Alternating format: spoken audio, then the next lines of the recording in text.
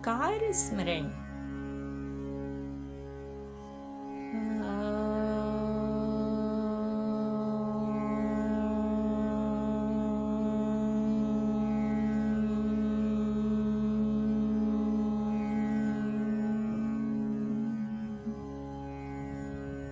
दोस्तों, एक बहुत ही प्यारी सी कहानी सुनाने जा रही हूँ। शीर्षक है रोग और उपचार। एक साधु थे। वह नदी के किनारे बियाबान स्थान में कुटिया बनाकर रहते थे। उनके चारों ओर हरे भरे वृक्ष थे। उन पर शाम सवेरे पक्षी आकर आनंद से चहचहाते थे। कुछ पक्षियों ने तो साधु की कुटिया के घास फूस में अपने घोंसले बना लिए थे। एक प्रकार से वे साधु के परिवार के अंग बन गए थे। संयत जीवन और प्रकृति के सतत सानिध्य से साधु के मुखमंडल पर ऐसी दीप्ति थी कि दूर पास के बहुत से स्त्री पुरुष खींच कर वहां चले आते थे। एक दिन एक सेठ आए।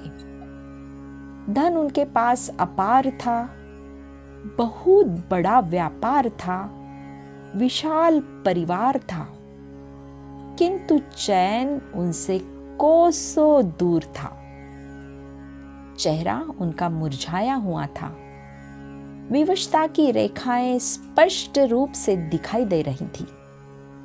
साधु के चरण स्पर्श करके वह सामने बैठ गए। आर्द्र नेत्रों से उन्होंने अपनी व्यथा साधु को बताई। कहा, महाराज, मेरे पास सब कुछ है, पर मुझे चैन नहीं है। रात रात भर करवटें बदलता रहता हूं, नींद नहीं आती। साधु ने बड़े प्रेम से उनकी ओर देखा। बोले, सेठ, तुम्हारे पास सब कुछ भले ही हो, पर वह नहीं जो नींद के लिए आवश्यक है। वह क्या है महाराज? सेठ ने विनयपूर्वक पूछा। साधु ने गंभीर होकर कहा, सेठ, तुम चारों ओर चिंताओं से घिरे हुए हो। धन संपत्ति की चिंता, व्यापार की चिंता, बाल बच्चों की चिंता। याद रखो, चिंता और चैन के बीच बड़ी शत्रुता है।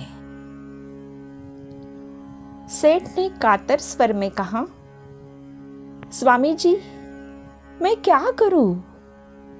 मेरा जीवन दूभर हो गया है। साधु बोले, सेठ, तुम प्रकृति से हट गए हो। देखते हो प्रकृति कितनी संपन्न है। चारों ओर उसका साम्राज्य फैला है, लेकिन वह अपनी संपदा में लिप्त नहीं है। उसके सिर पर कोई बोझ नहीं है। वह हर घड़ी हंसती विहंसती रहती है। फिर उसकी उदारता तो बेजोड़ है।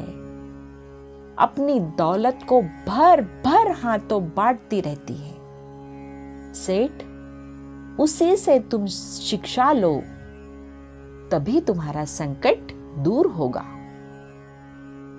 साधु की बात सेठ के गले उतर गई। उसके रोग का निदान हो गया। अब उपचार कठिन नहीं था, है ना दोस्तों?